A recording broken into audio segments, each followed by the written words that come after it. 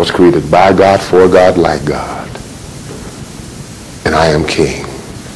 And if you knew what manner of man that was standing before you at this time, you would fall on your knees. Bow. I'm the great King Kinwood. Then I'd run in the bathroom, lock the door. Folks,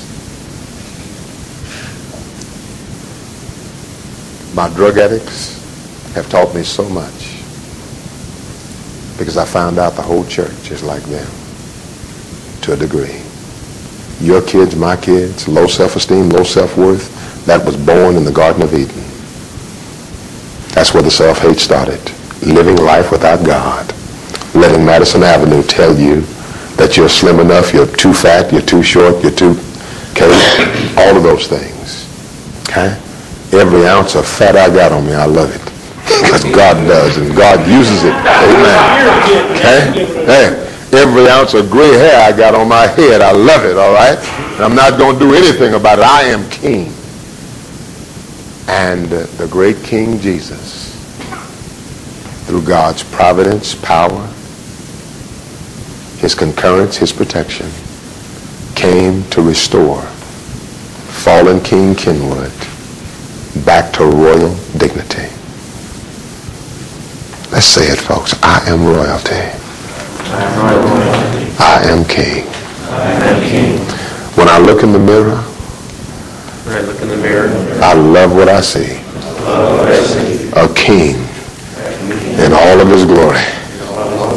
And from this king will come other kings. You see, we will multiply kings all over this earth. Amen. Amen. All right, folks. Consecration placed in God's hands. Last point, Aaron had to minister to people who didn't like him. He was in God's hands. He had to minister to people who said the worst about him. He had to mediate for those people, pray for those people, sacrifice for those people. And guess what, folks? Once I became king, my feelings no longer count. The reason why we have so many divorces today, feelings have become priority. That's our new idolatry. A drug addict is subject to his feelings. And that's what church leaders are when they split the church all the time. Amen? It's always about somebody's feelings. Always about how they made me feel, and they don't know who I am. He's got to get off. You know, I'm Mr. Folks, feelings don't count in the kingdom. When they do, the kingdom suffers. When they do, the family's torn up. When they do, you, again, predilection to self-destruction. That's what you're doing. Every time. Consecration. Placed in God's hands. Saying, God, what would you have me do? You are the potter, I am the clay. I'm going to wait on you, yielded and still.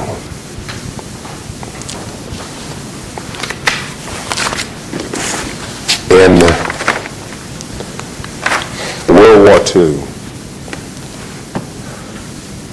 Hitler began his blitzkrieg, and then there was a almost disaster at Dunkirk.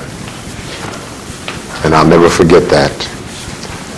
When they escaped barely from Dunkirk, Winston Churchill said some words because Neville Chamberlain had failed. He resigned because a few weeks before that he came back saying, I've got the paper in my hand, the proof, and then Hitler invaded Poland.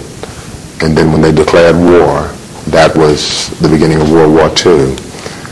And Neville Chamberlain failed. Winston Churchill found out that Joe Kennedy, he was the ambassador to England at that time, and he said the British ought to surrender, all right, so that more blood should not be shed.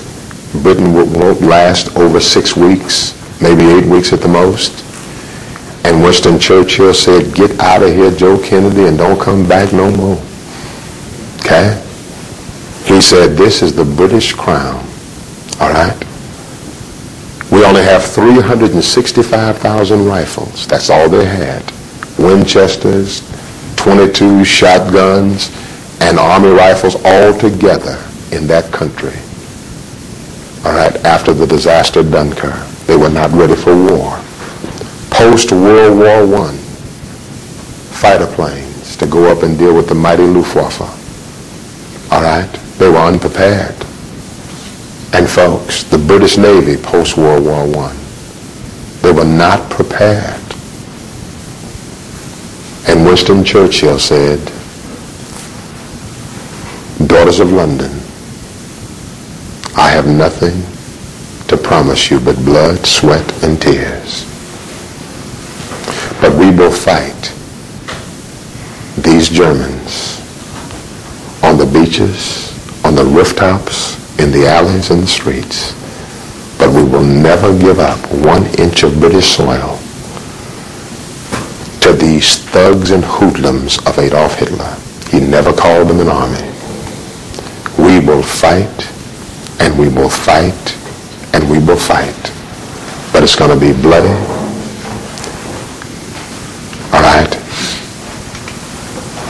And we must prevail for the free world. And folks, that inspiration calls the minority, the unprepared, who really believed in God's providence, God's presence, God's power, to inspire the people of that nation to get ready to lose everything that they'd ever worked for. Their peaceful lives, because this was war. And for the whole free world stand so that that island could become the base for the great Normandy invasions and the turning of the war.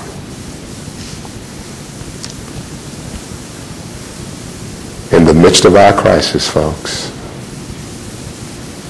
the people that need to stand tallest right now is the church. The church of kings. The church that was designed and called out for war. He who has a why to live can accept anyhow. Thank you.